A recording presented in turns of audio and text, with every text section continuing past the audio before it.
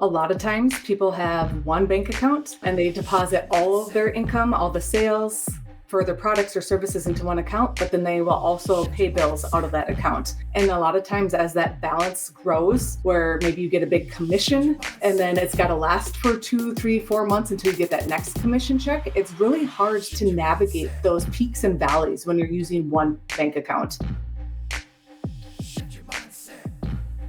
Hey, welcome back to the Accelerate Your Insurance Sales podcast. Andy Neary here, CEO and founder of Complete Game Consulting.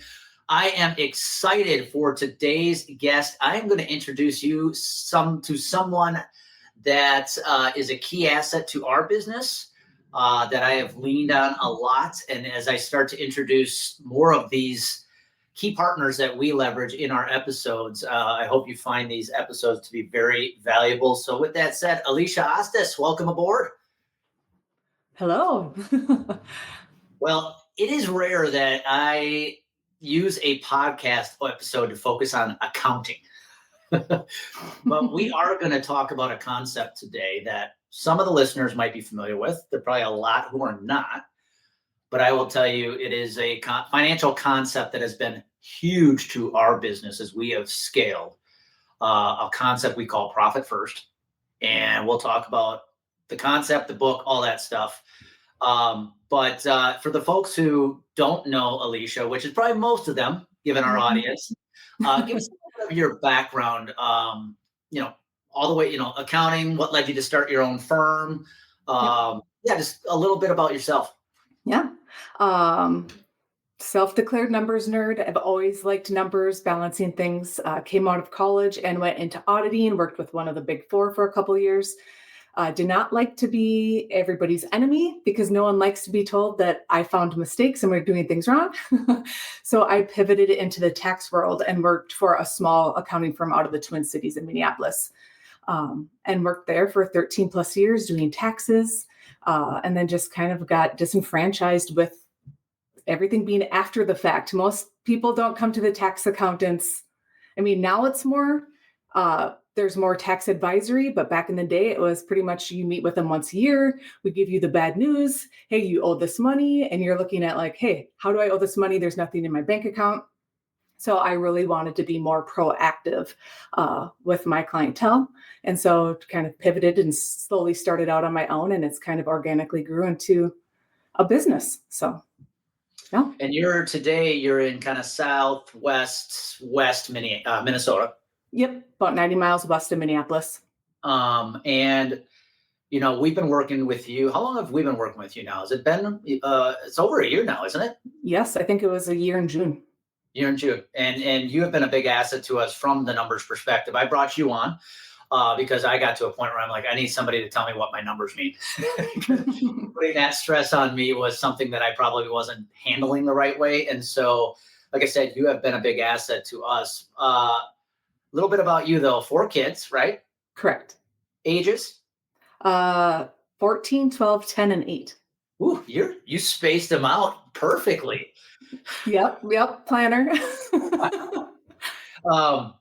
This isn't a question about accounting or anything like that. It's more an entrepreneurial question. You work from home, correct? Yes, I did. I actually went and I've been renting an office for like the last 18 months, just because I needed to have that. I needed to have that space. You make it look like a home office. You do a good job of making it look like it's comfort of home. I assumed it was home. How are you able to balance running your own business? Because time management, I've come to learn with our clients, prospects, a lot of people in the insurance industry, time management is the great equalizer or differentiator. And it's the thing that is going to determine your success. Somebody running your own business with 4 children, how are you able to balance that? 1, very supportive spouse. 2, I finally got a coach in my corner to hold me accountable to changes I wanted to make. And 3, just knowing that there's going to be different seasons. Everybody talks about work-life balance, but sometimes there's balance with work. Sometimes there's balance with life. I feel like it's just giving myself grace, knowing that there's always going to be a push on one end, and then I can come back and it's okay that I might need to push a little bit harder on the business end, and then just slowly growing a great team that I trust and can start delegating, not abdicating, but delegating and teaching them the ways, creating systems and processes, SOPs, kind of like all the standards that you hear spoken all the time, but actually trying to take time and implement them. And then with my team, we're really into trying to time block.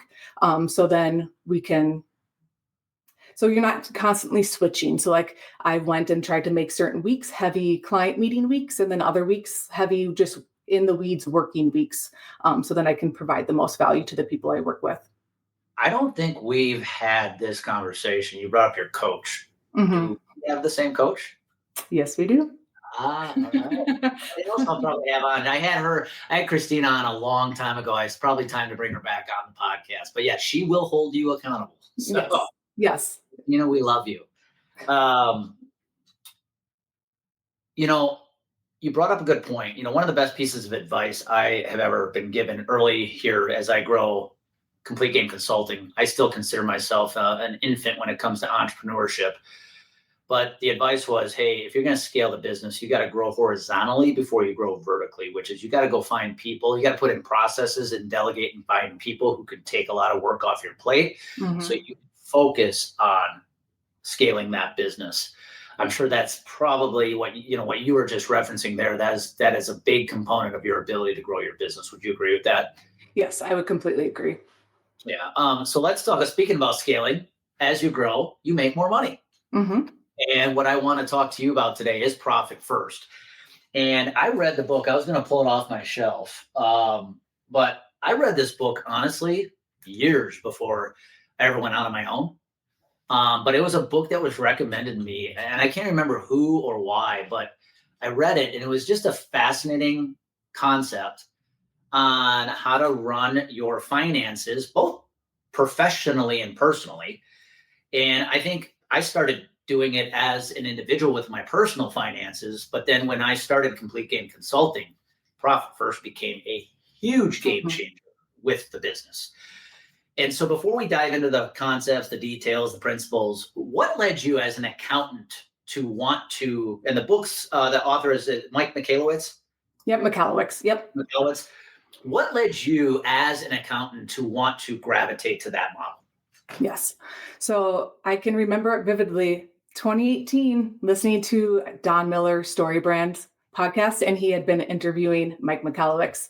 And it's funny because like Mike talks about um, doing like profit first with bank accounts, which we'll get into later. But I was essentially kind of doing profit first, but I was nerding out and just doing it inside spreadsheets or inside the accounting software. So like very apparent and transparent for me to know that I've broken out all of my money into different buckets. But then listening to him speak, it was kind of like this light bulb, like, oh, there's an actual system in here that I can present and use with my clients that will give them more visibility, more clarity, because I can geek out and love looking at spreadsheets or I'm in their accounting software. This just gave them more visibility into their finances and just made it a lot more apparent on, where our money's going and the buckets we want to be saving for. So yeah, all the way back to 2018. Yeah, I would say, that's probably right around the same time I read the book. And you know what? It actually might have been because of the same podcast episode. I was definitely following StoryBrand at the time, and I probably was listening to an episode he had Michalowicz on, which ultimately led me to go get the book. So here's what I would love to do. If you're listening in right now, you have your own business. I think what you're about to hear is going to be game changing if you're not leveraging this. Alicia, would you agree we could even probably segue it towards the end to how you could do the same concept personally? Yep. Okay, perfect. Definitely. So one of the core principles of Profit First, which really I gravitated to, was profit is a habit, not an event. A lot of people in the business world say profit comes last. If we have any money at the end of the month, we get to call that profit. Where does Profit First shift that perspective a little bit? I think Profit First shifts that perspective because we have a system around somewhat like baking in profit. So it doesn't become an afterthought. Like you mentioned, profit comes last, even as they're teaching it in accounting, income minus expenses equals profit. But I feel like people go crazy just thinking like, oh, if we can sell more and can contain our expenses, like fingers crossed, if the gods align, we'll have profit. Whereas like with profit first, like we figure out where our spending needs to be and we take our profit first. So like as we'll discuss, like we'll allocate our income into different buckets. And one of the first buckets that you'll find out that we allocate is into profit. So then we essentially reverse engineer our spending in our business to make sure that we are profitable. I love that. You work with a lot of business owners and probably some that are just getting introduced to the concept the first time they meet you. Mm-hmm. Before we dive into the details, and we're going to go into literally how to set, what kind of accounts we should be setting up. What do you see as some of the common mistakes business owners are doing when it comes to bank accounts and how they're running their business from a financial perspective? Yep. A lot of times people have one bank account and they deposit all of their income, all the sales for their products or services into one account, but then they will also pay bills out of that account. And it becomes very hard to look and analyze at that bank balance to see like, hey, in 6 months, I need to have $15,000 saved for that insurance renewal. Or, in 3 months, we have this repair that's coming due or this due in subscription. So it's very hard to break that bank balance down. And a lot of times as that balance grows, like if you get huge influxes of cash where maybe you get a big commission, and then it's got to last for 2, 3, 4 months until you get that next commission check. It's really hard to navigate those peaks and valleys when you're using one bank account. People tend to overspend when everything's stuck in one account versus when it's broke out. Yeah, you kind of leave, with one account, you leave it up to your own desires to determine how you're going to spread that money out versus having a system. Mm-hmm. I think that was the big thing for me is when we started incorporating, I was using it in a way, and then until I met you, and then we definitely put specific metrics in place. And I think what's really become helpful for me is it almost takes the thinking out of how to divide your money. Yes. And I think a lot of listeners are going to resonate with what I'm about to say. I can have emotion tied to money, good or bad. Mm-hmm. And taking the emotion out of spreading out my money, delegating my money has been a game changer. Because it's just follow the system. Don't think about what you want to do. Right? Yes. Yes. And so let's just get to it. If you're listening in right now, this might be a time to grab a pen and a piece of paper and start taking some notes. So let's imagine you've got a business owner, clean slate, one account. They're running the business on one account, probably one credit card, whatever it is. When setting up profit first, what are the core accounts, bank accounts they should set up? Yep. So typically we recommend 5 basic accounts to start out with. So your first one would be income. Your second one would be profit. Third, owner's comp. Fourth, tax. And then your fifth one is operating expense. And can you just, again, for the sake of being obvious, just walk through each one and its purpose?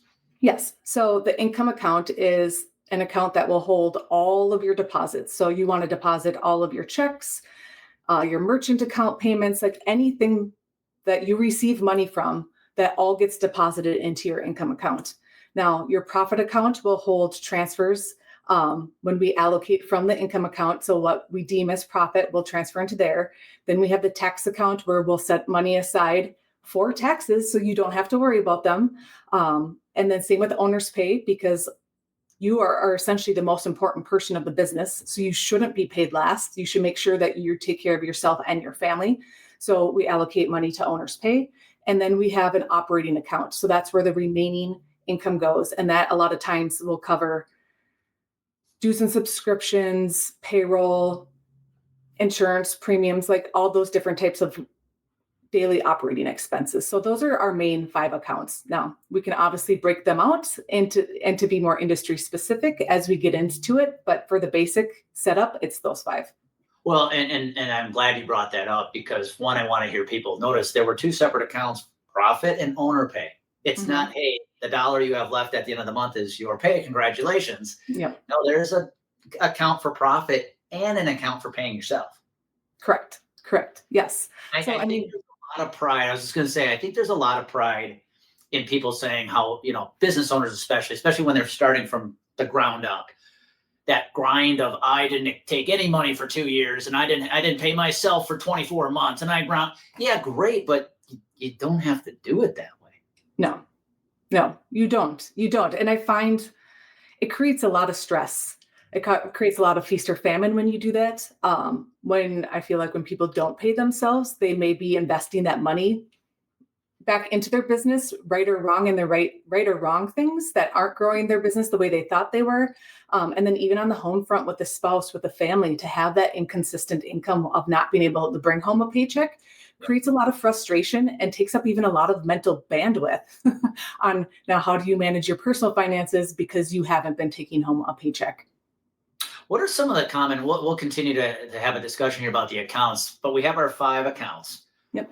What are some of the common misconceptions you see business owners, people who use the profit first model? What are some of the common misconceptions they have about it? I think sometimes that if they have profit, they're greedy. Mm. Um, and so that's a really big mindset shift that they're overcharging clients or they're not paying their staff enough. But in reality, like you are the business owner, you're the one who created the business. Like this is your reward for taking on that risk, for taking on that stress. And just that profit account not only rewards you, but it also starts growing as a rainy day fund, a safety net to really set you up for success so you can weather different storms. Yeah, I think when I think about our listeners, I also realize there's the flip side could be their problem right now. One, they're running the entire business out of one account. Mm-hmm.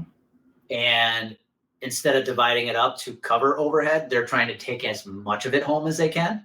Mm-hmm. Therefore, they're not delegating money to reinvest or potentially hire somebody. And all of a sudden, they become the bottleneck. They can't grow because they've tried to make it a lifestyle business as quickly as they possibly can. And therefore, aren't delegating any money to actually expand and grow the business. Yes. And a lot of times we find that out, like as we'll talk about when we do a profit assessment, we sit there and we look at where you're currently spending your money.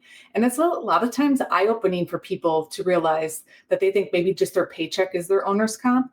But when you start looking at the company vehicle or vehicles they're running through the company that they really don't need to run that business, do like Hulu subscriptions, Netflix subscriptions, the whole family cell phones, like all those things, like when you start adding those up and actually looking at those as owner's compensation, like it's a lot of times very eye-opening.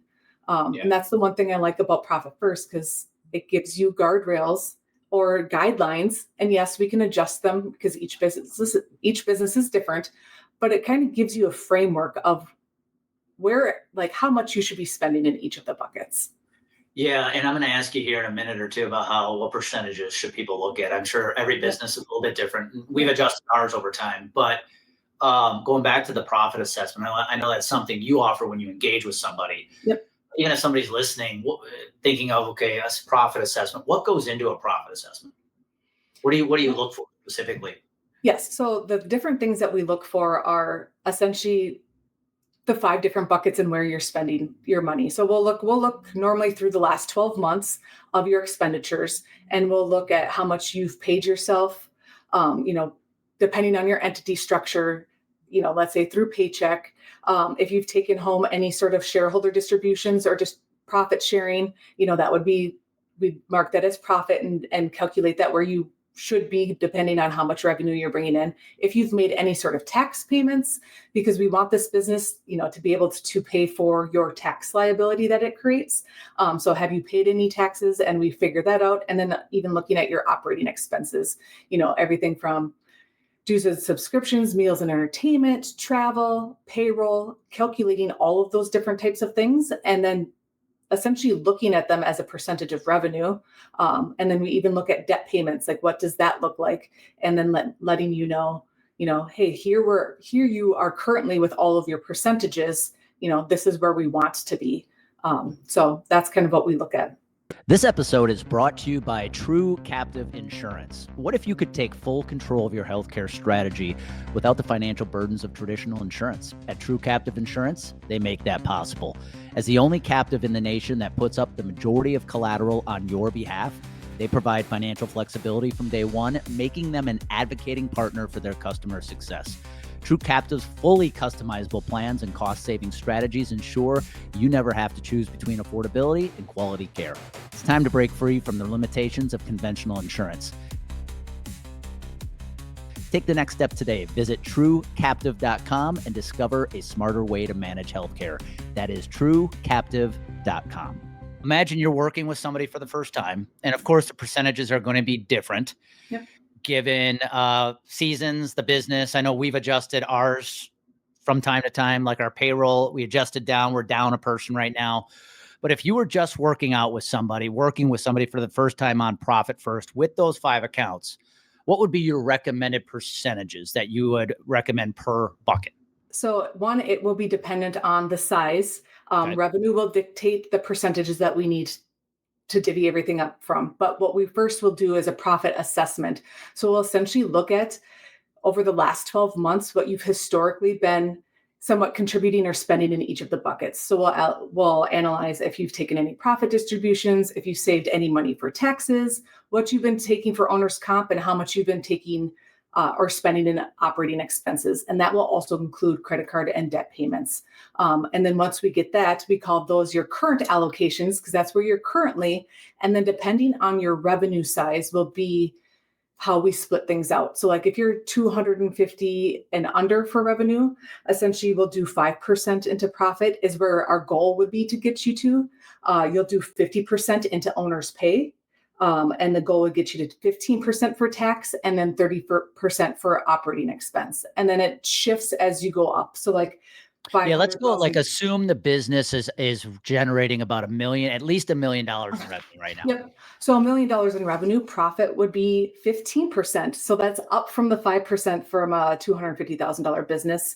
Owner's pay though is down to 20%. And we'll talk about shortly why that is. Tax is still 15%. And then operating expenses, 50%. So at that $1 million range, when you see that the profit is up and owner's comp is down, well, there's 2 reasons for that. Is because normally by that time, you've transitioned from a solopreneur to actually having a team. So because you're taking more of an ownership role, the profit percentage you get increases because now you have team, to help support you, to help deliver services, to help administratively. So then your role in the business goes down a little bit because you have team. So then that's why owner's pay or owner's comp goes down to 20%. And then that's also why you see your operating expense, because that's where our standard payroll comes out of in the basic accounts, goes from 30% to 50% to help cover the payroll for the additional personnel. As somebody grows, as the business expands and grows, because there are people listening in that are running agencies with multi-million dollars of revenue coming in. There might be some, let's call them advanced accounts that get set up as part of Profit First. I know when I got started, it was some basic accounts. Before I get back, there's a question I do want to ask you about the owner's comp. Are there, as somebody does grow and continue to scale, are there other accounts? I noticed in the core 5, I don't think we mentioned payroll. Correct. But that can become an account on its own as the company continues to expand. What are some of those other accounts that they might look at as they grow? Yep. So like you mentioned payroll, because it's really nice to have that broke out from your operating expense, because a lot of times we can use that as a benchmark, and we like to have roughly 3 months worth of payroll sitting there. So then people can weather ebbs and flows of income if it comes up or if it comes down. Some other ones would be maybe you land a huge contract for something or an annuity for something, and that's 6 months worth of commission. Well, we might have a drip account where now you're only dripping out a certain percentage over time. So like instead of, let's say you get a $200,000 payment, and instead of it all getting deposited into your or allocated out, maybe you're only doing 50,000, a month and dripping that back out into your business. This helps you from overspending, but also from weathering the storm. So then you can continue to pay your people in those months where you might not have those huge commissions or annuities that drop in. That's one, we aren't leveraging a drip account yet, but we need to, because you were the one who brought that to my attention. We have some clients, even on our highest membership level, that are paying for it up front, which is a good, decent 5 figures. And I think a lot of people make the mistake, holy cow, we just had a record month because all this cash came in, and then they spend it like that. But now 4 to 5 months later, they fail to account for the overhead that continues to consist with that client. And that's, you got to drip out that money over the 12 months, not have it all right now, because now the work begins for the client. Guess what? You have overhead that's due every month for that client. So that to me was a huge piece of advice. Owner comp. You said at the beginning, if they're under a 250K, you said 50%. But as you start to get bigger, million plus, now it's down to 20. The person listening into that might go, what? Are you crazy? I should be taking almost nothing when I'm starting. Why do we go from 50 to 20 as we grow? Yes. Well, because as you're smaller, when you're normally 250 under, a lot of times it's yourself or maybe another person. And so you're doing the majority of the work. You're the one who's up at night, getting the sales, doing the work, doing the services, selling the product. And then as you grow, you've developed systems and teams. And so also as you grow, there becomes more overhead, right? Maybe you go from working out of your home to actually having to have an office space for people. So now your operating expense needs to increase because you need to have rent. You need maybe admin people to help service salespeople. So it's, as you grow, you take home less, but like in the grand scheme of things, at $1 million, 20% is still 200,000. It's a smaller percent of a much bigger number. Yeah. Yes. But then again, you have to look at, between profit and owner's comp at 1 million, you're still pulling home 35%. Yep. And then if you, add in tax on that, you're still like 40, 50% that you are taking home, and running the business off of 50. So. Well, I think the point there too is, don't get focused on the percentages, get focused on the dollar amount. Correct. And I think people we see that all the time. We've had situations in the insurance industry where an agency decides to adjust commission schedules, and it actually might result into a downturn of like you're no longer getting 40% first year, you're getting 30. And people are like, what? But what they don't realize is they're going to use that 10% to support you more so you can go sell more. And at the end of the day, at 12 months from now, you probably made more money anyways. Mm-hmm. So don't get focused on the percentages, get focused on the dollar amount. Correct. Now, I'm curious, are there any situations where profit first isn't a good fit for a company? The only ones that I have seen are people who are unwilling to change and who don't want to try something new, right? Yeah. So, yeah, no, that's a good point. I'll share, my own experience, Alicia, since you've really helped me incorporate this. I would say I was probably running a quasi version of Profit First when I met you. And now it really is solid, even down to, you provided me with the calculator I use every week. I will tell you, when we set up ours, if people are interested in how we set ours up, we have the OpEx account. We have the payroll account. We set up an account for marketing and travel. And then we set up one for taxes, owner's pay, that's 6. And then we set up an income account, 7, which is where all the money comes in. So all the money we make every month comes into the income account. And once a week, and I probably even do it more. I think the recommendation is twice a month. I actually do it every week. Yep. You come in and you divide it up based on the percentages. And I will tell you, for me mentally, being able to plug in the total income number that I see every week, it's in my bank account, it's in the income account. I plug that in, and then, the spreadsheet tells me what to delegate. It takes me 5 minutes and I don't have to think. Yep. And it takes the emotion out of the money. And you know what's been a big game changer for me? We'll have huge months or huge weeks, excuse me. We'll have weeks where barely any money comes in because it's just a matter of where are we at in the month. Yep. even on those weeks where barely any money comes in, you still divide it up the same way. And when I see those weeks where we only have a few $1,000s come in, I'm like, no big deal. Still divide it up. Next week's going to be a massive week. You divide it up, and it just takes that emotion out of that. Yes. And I think I wanted to share that because I know there's a lot of people who probably have stories tied to money. And running Profit First as a business owner, one, has made us a hell of a lot more efficient with running the business, but two, taking that emotion out of how the business accounts are set up and how we delegate the money. Number one, we have never even come close to having an issue to not making payroll. Number two, that profit account keeps going up every month, no matter what's happening. And I will tell you, over time, you stay consistent to it, you're going to be happy with the numbers you see in the account. Here's something I think people would love to hear. What is your recommendation with Profit First?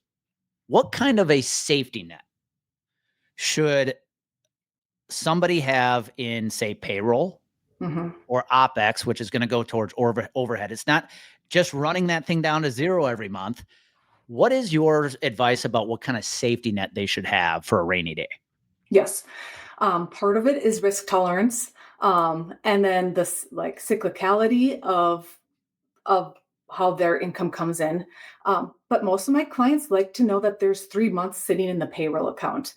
And then as far as OPEX, like you want to have some cushion in there because again, you don't want it to run down to zero. But you also have to be careful because all of a sudden if it starts becoming too much of a balance sitting in there, people start spending more. Ooh, we can have this new shiny toy, or let's have this, new software and try this and try this. So it's really kind of figuring out what your spending style is and what you're comfortable with and really working the system. But a lot of people like, 2 to 3 months balance and then everything else if there becomes that cushion. So let's say we know like on average, we have 20 grand that we spend every month in OpEx, and we want there to always kind of be a $20,000 to $30,000 balance. Like if it starts growing, you start questioning like, okay, why is this balance growing? Because we're normally hover around here. Well, did sales increase? Did our margins increase? You can start looking at some of that, and then you're like, oh, we have extra. Well, how should we spend it? So you don't nickel and dime yourself. Like you actually have strategic plans for when there becomes a cash influx. Well, and I'll give you a couple scenarios where I think this model has been game changing for us. One, taking the emotion out of the money is a big piece.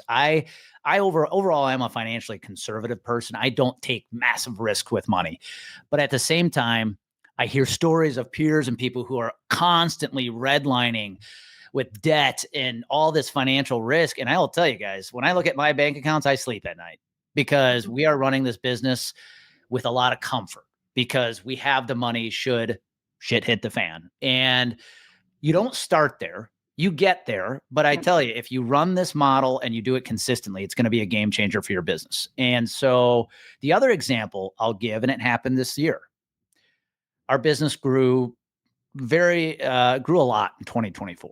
Therefore, I had a big tax bill. And though I didn't want to see it, guess what? Easily could have paid it because we had the money set aside. And I think that was one of those aha moments about why this Profit First model works is even though I did not like the tax bill I got, I had the money to pay it. I wasn't freaking out going, where is that money going to come from? We did not spend it on other things. Yep. You didn't have to pull it out of the payroll account. You didn't have to pull it out of the owner's comp account. It was set aside and you didn't run your business off of it. Yep. So. Now I'm curious. Let's shift real quick. Mm-hmm. That's all business, right? We got some people here who don't run their own agency, though. They don't own the business. How can somebody apply? If somebody said, I love this idea, how do I apply it to personal?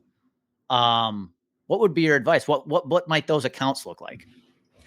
Yeah. So there's different accounts. Like you would have the income account. So the income from your household, whether it's just you or you and a spouse or a significant other, like it goes into one, and then you look at your different buckets. Mike is actually coming out with a book. I think it's called Money Habits. So he's got his whole strategy around it. For me, I look at it a couple different ways. Like for us, like I know we have real estate and insurance for our household that comes due real estate taxes are twice a year, and our insurance premium we pay in one lump sum. Mhm. So I've reverse engineered that out of every paycheck, I have a homeowner's insurance / tax account. So I'm just dripping money, every allocation into that. So then I know when those big bills come, there's that. People have grocery funds, people have school tuition funds because their kids, might be either in college or maybe a private school, but they're allocating a portion of that money out so then they can spend it. So it all is dependent on how your household runs and what makes sense for how you're paying those. But yes, you can definitely run this out of it.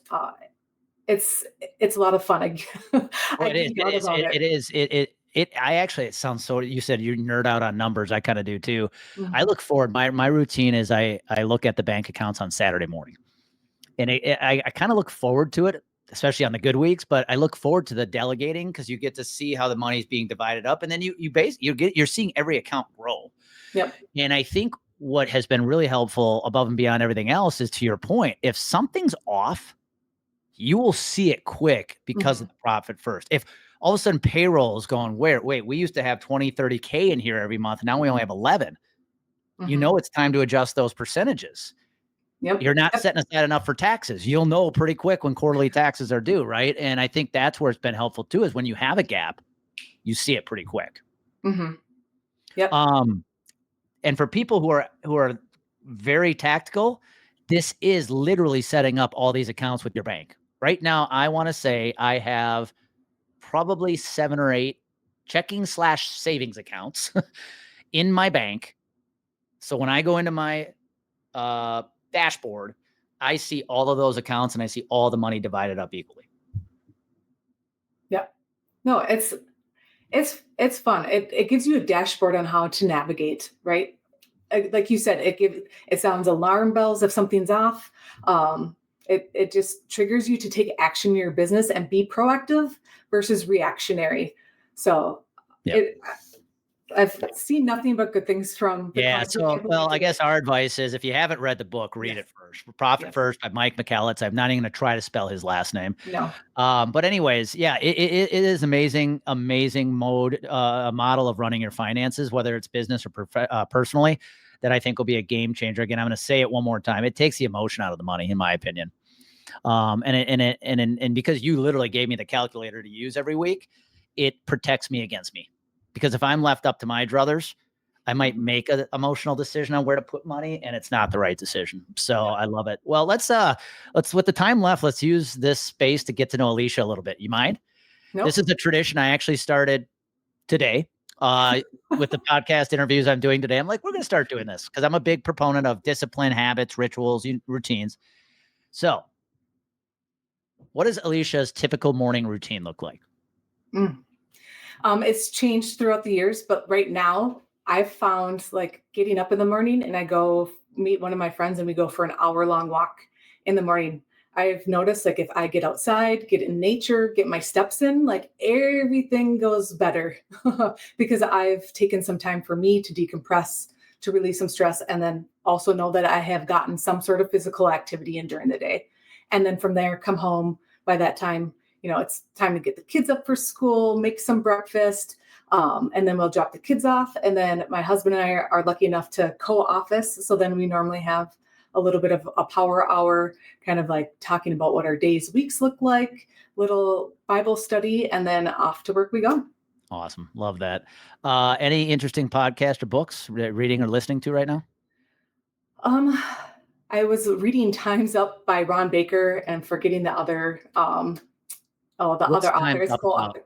Time's Up. Yep, Time's Up. It's about like revenue subscriptions within your business. And then I listened to him speak actually at Profit First UK. And he's all about the experience. He thinks the client experience is really the way to go. 100%. That is true. Yep. Wow experience. All right. You have 60 minutes to get some exercise in. What's your exercise of choice? Hiking. Okay. I love hiking, but I do like lifting weights. So it would be if I have no place to hike, then it would be going downstairs and pumping some weight. But if I can get out in nature, carrying the weights on an incline on a treadmill, so it feels like you're hiking. Yes, I do have a rucksack. So there Perfect. we go. How about this? You got the afternoon to yourself or to the family. What are we doing if we had the afternoon off? Reading some books. And then we do bonfires in our backyard, even during the middle of the day. I don't know, for some Really? reason. Yes, I know my kids love it. We'll put music on and they have little dance parties. Awesome. So, yeah, it just sets the vibe. Your own So little version of Burning Man. I love that. exactly. Last question.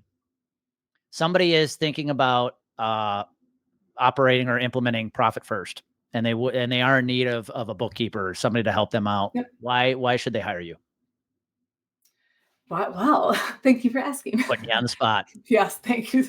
No, I think what makes us different is like we are quality over quantity. That was a huge reason I got out of public accounting, because I just saw, how many more people can we bring in? We really want to get to know you as a business and partner with you and know your business inside and out. So if you're looking for that kind of experience, great. If you just want a cookie cutter and you don't want to interact, I'm not for you. That's great. I like to actually need to know the I people love I that. work with. As somebody who works with you, I can attest to that. So, if somebody was tuning in and said, all right, I need to have a conversation, what is the easiest way to get in touch with you? Probably going to my website, aliciaosthus.com. I think from there you can book a free discovery call where we kind of talk about your pain points and where you want to go and see if we're a good fit. Awesome. Well, guys, I hope you took a lot away. I wanted to have Alicia on because I am somebody who can stress out from time to time over money, and having her in the business has been a blessing to take that emotion and anxiety out of the money. So, Alicia, I want to thank you. Everybody else, take this to heart. If you've got some financial struggles right now, or you need to be better with your money, I am here to tell you that running Profit First for your business or yourself personally is going to be a game changer. Be good. That's all we got for this episode of the Accelerate Your Insurance Sales Podcast. One of the most valuable things you can do to help us and other new potential listeners find our show is for you to rate the show and leave a review. So as a special bonus for you, if you leave us a review, take a screenshot of your review and send it to me as a DM to my LinkedIn profile. I will send you a free copy of our LinkedIn Diamond Playbook, our proven 4-step strategy to grow your business on LinkedIn. So go right now, leave us a review, screenshot it, and send me a DM on LinkedIn. Also, please share this podcast with anyone you think would enjoy it. That's it for now.